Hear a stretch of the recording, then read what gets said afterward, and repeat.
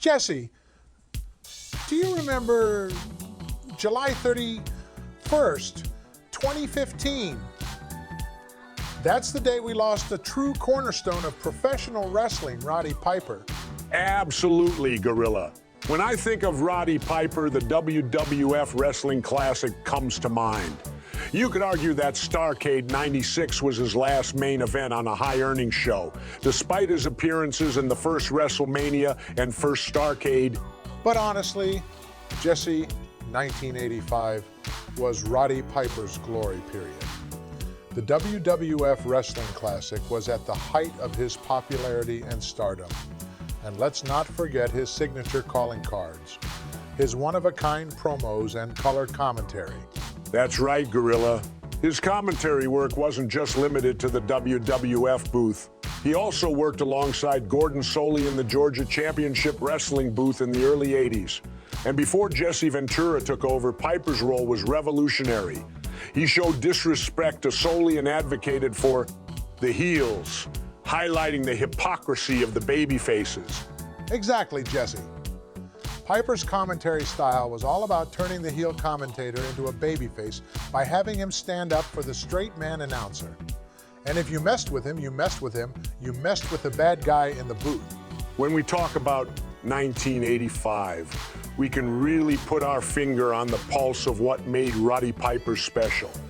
He was an irreplaceable part of the rock and wrestling connection boom that put the World Wrestling Connection boom that put the World Wrestling Federation on the map.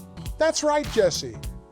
He was the point man who got the mic and was able to get over the idea that this was a culture clash between old school guys like himself and the '80s rock and roll scene. He was going to call them out, be snarky about it, and even make racially tinged remarks to get under Mr. D's skin. And let's not forget his biggest contribution to the industry, WrestleMania 1. But the WWF Wrestling Classic was the only time on pay, per view, that Hulk Hogan and Roddy Piper would square off in a main event for the title. It's surprising because Roddy Piper never had many world shots.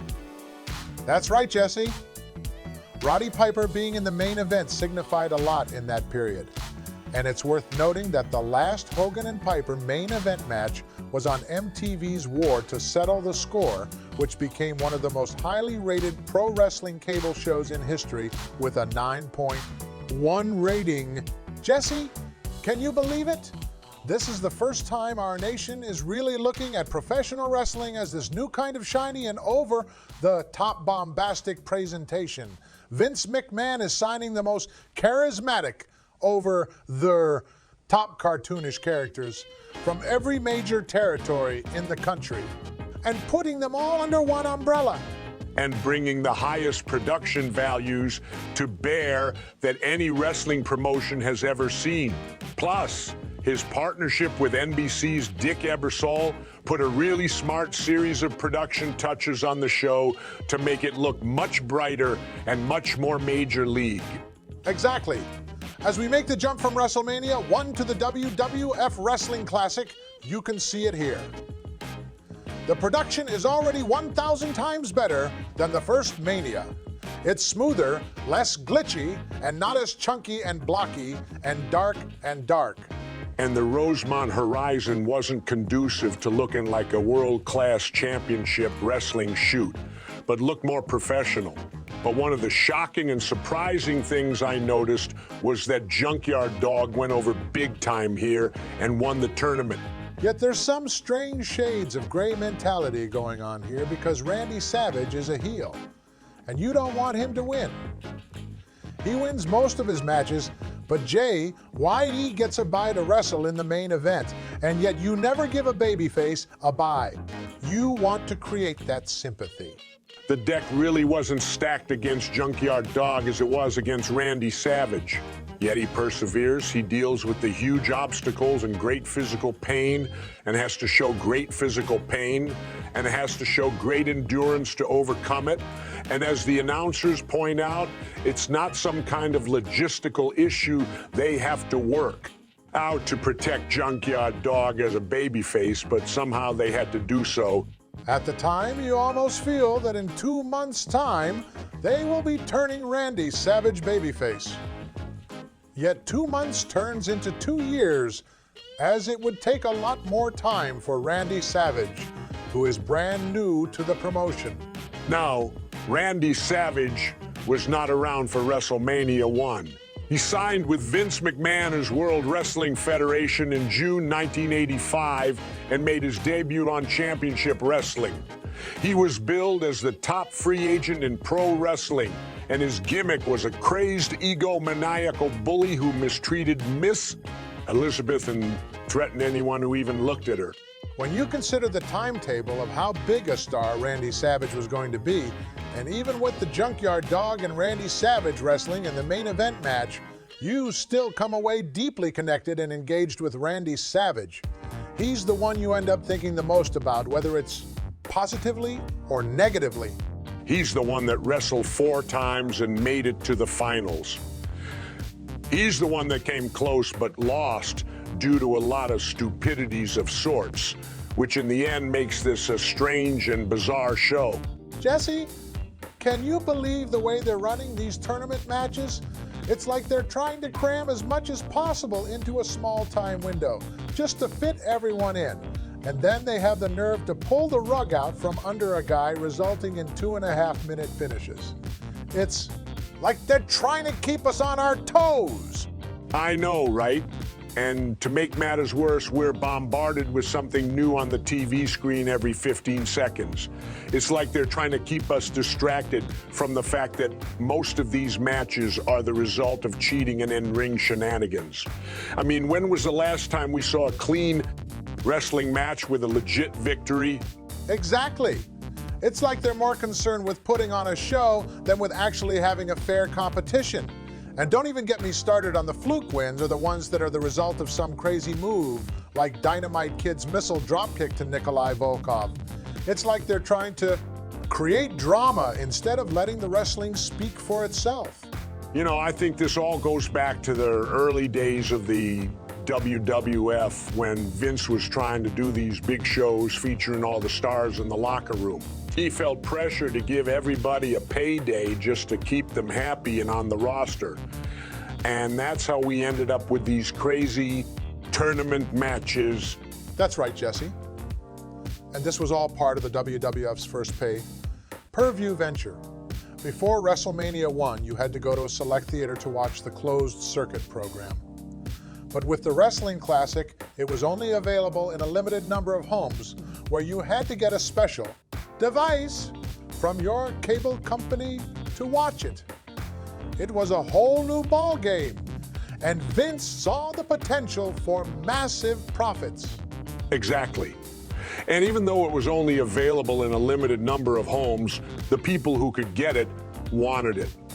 They thought it was cool to be able to watch a live sporting event from the comfort of their own homes, especially during a time when pro wrestling was at its hottest period since the 1950s. And that's how the WWF became the darling of the cable industry and why they were able to keep the doors open for so many years. That's right, Jesse. And it all starts here with the Wrestling Classic at a time when only tens of thousands of homes even had access to the event. It's crazy to think that only 47,000 homes had cable, and maybe 100,000 homes had cable, and maybe 100,000 homes had access to the event, but despite the limited reach, it was a huge success, and it paved the way for the WWF's future pay-per-view ventures. You know, Jesse, with the Junkyard Dog being plucked from Bill Watts' territory, he became a huge superstar in New Orleans and the American South. And here he is, kind of the #2 babyface to Hulk Hogan during the 1984 and 1985 boom period. That's right, Gorilla. The crowd is going nuts for him. He's one of the greatest babyfaces the industry has ever seen. The WWF is positioning him as a top star, and it's paying off big time. This is a huge time for the WWF, Jesse. Saturday night's main event debuted in 1984, and the war to settle the score registered a 9.1 rating. They're coming off a big year, doing things they never thought possible before in terms of national penetration and numbers. And speaking of big matches, let's talk about the main event between Hogan and Piper. Piper had a way of carrying himself like he was unstable and crazy. You were afraid he might rip Hogan's throat out. It wasn't about seeking revenge. It was about reminding the crowd and Hogan that he's dangerous and bad. That's right, Jesse. Piper was a master of making you think he was on the edge of sanity. He'd say something funny, but then immediately turn dark and devious. He wanted to make sure you knew he wasn't someone to be trifled with. And one of the reasons Piper would never job to Hogan is because he saw what happened to other wrestlers who did. They'd make a lot of money, draw good houses, but after Hogan beat them, they'd get pushed down the card. Piper was smart. He figured if he never lost to Hogan, he'd never lose his main event status. And now here we are with Hogan putting his WWF championship on the line against Roddy Piper. The WWF is still figuring out what kind of promotion it wants to be, what kind of TV it wants to be, what kind of TV it wants to produce. And looking at the tournament matches on the card, it's clear they're still experimenting with their booking style. Yeah, Jesse, it's a loosey-goosey show. Only 5 clean finishes out of 15 matches. It's not like the 1998 Survivor Series, that's for sure. But hey, it's still an entertaining show, and we're lucky to be a part of it. One of the advantages of going back and looking at this event all these years later is that you get glimpses of just about everybody on the roster who's being positioned before they went on their signature runs. Here we see Ricky Steamboat before he went on that famous feud with Randy Savage that eventually made him a IC champion. Yeah, and here we are introduced to Savage and Steamboat Part 1. And look at the British Bulldogs before they became the tag champion Bulldogs. Wow, does Dynamite Kid look like he's gonna die? Good God! The man has a basketball for a bump that looks like it's shoved up his ass. This is way before Scott Steiner and his inflation at Fall Brawl, 1997. This inflation is so bad that Lehman Brothers closed. Even though the Hulk Hogan and Piper main event isn't any kind of blowaway match, it's indicative of the feud.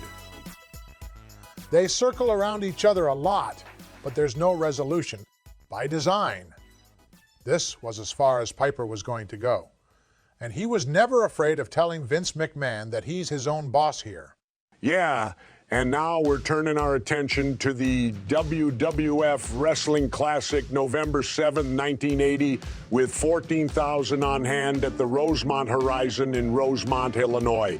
We open with a fantastic 80s WF logo graphic, but then they introduce us to WrestleVision. What the hell is WrestleVision? Our best guess was that this was their idea of what they would call all of their events, created exclusively for this new thing called pay-per-view television. Yeah, and then they talk about the Wrestling Classic being the first annual. Yet there's more to come in their mind. But once pay-per-view takes off and becomes a bigger piece of WWF's pie, they realize they don't have to have a special off-to-the-side thing, because now you can place your big events exclusively on pay-per-view. So they make WrestleVision this extra brand that they impose on the show, which is strange. Is this meant to call out to the audience who watch their shows as ones having wrestle eyes, having WrestleVision? I'm sorry, Vince. That is the stupidest thing I have ever heard. I have regular eyes, and I see everything just fine, whether it's the bullshit coming out of your ass or a gossip stain on your Zubaz pants. I see just fine. We're introduced to the Wrestling Classic logo with the imaging with a picture of an old Rolls Royce. Many people didn't understand if the Rolls Royce was part of a sweepstakes or if the winner of the tournament was receiving the Rolls Royce. Or maybe Rolls-Royce is indicative of a classic. Like it's supposed to be some kind of evocative imagery of the show. Yeah, it's one of those shows that you feel with a 16-man tournament, you could tell right away that there's one mission and one mission and one mission only, and that is to get through your shit quickly. The second they go live, these guys feel like they're 20 minutes behind schedule. Vince McMahon introduces us saying this is one of the most spectacular, one-of-a-kind happenings in the World Wrestling Federation as he saunters over to our board, the tournament board, and not to be confused with the board of directors, or to be confused with our current state of mind while I'm watching the tournament, which is bored. Yeah, he moves fast because you don't get the chance to be bored because it's so overbooked. There's always something happening. I'm not saying the matches are overbooked, but the whole event is overbooked. Like there's something happening every 5 seconds and nothing sinks in. They then cut to Gene Okerlund, who's with WWF President Jack Tunney, who has absolutely nothing to say. He's just very excited to be there. He only has one thing to say, and that is in this tournament, it's the winners who advance. You have to win to proceed along. Really? What? Of course, they don't go forward. Losers certainly don't advance. Although with Jack Tunney being in this position, would losers sometimes do advance? They certainly would advance up the front office and up the corporate ladder, all the way up to kiss that brass ring. Back to Vince McMahon as he introduces us to our commentators for the evening, myself, Gorilla Monsoon, and Jesse Ventura. Oh, will someone please put those 80s clown nose microphones down in front of their faces? Right now, it's making me look like one big 80s clown. And here, the bell is going off at 1,000 miles an hour to start us off. It's like, we gotta go, we gotta go, we gotta go. Seriously, that's what it sounds like. It's like, come on, people, places, we have to ring the bell. Let's get moving.